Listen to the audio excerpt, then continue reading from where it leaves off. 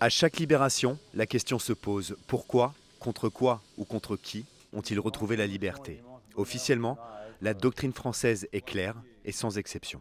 L'État français ne paye pas de rançon, c'est une instruction que nous a donnée le président de la République et que nous respectons. Pour le reste, je n'ai pas de commentaire à faire.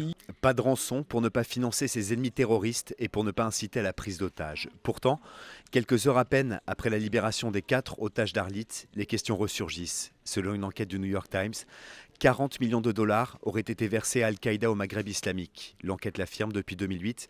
La France est le pays qui aurait le plus mis la main à la poche, 58 millions de dollars, pour acheter la liberté de ses ressortissants, via des aides au développement déguisé ou des intermédiaires, par exemple l'entreprise Areva. Des informations invérifiables et démenties par les autorités, sans vraiment convaincre tout le monde. Il y a forcément soit des versements de rançon, soit des négociations concernant des prisonniers, bien sûr, et il faut le reconnaître un jour. Mais je ne porte pas de jugement là-dessus. Je ne sais pas quelle est la bonne solution, si ça consiste à prendre la solution de M. Obama et de voir les otages américains assassinés, ou si c'est la position de M. Hollande qu'il faut justifier parce qu'elle nous permet effectivement d'obtenir la libération de nos compatriotes.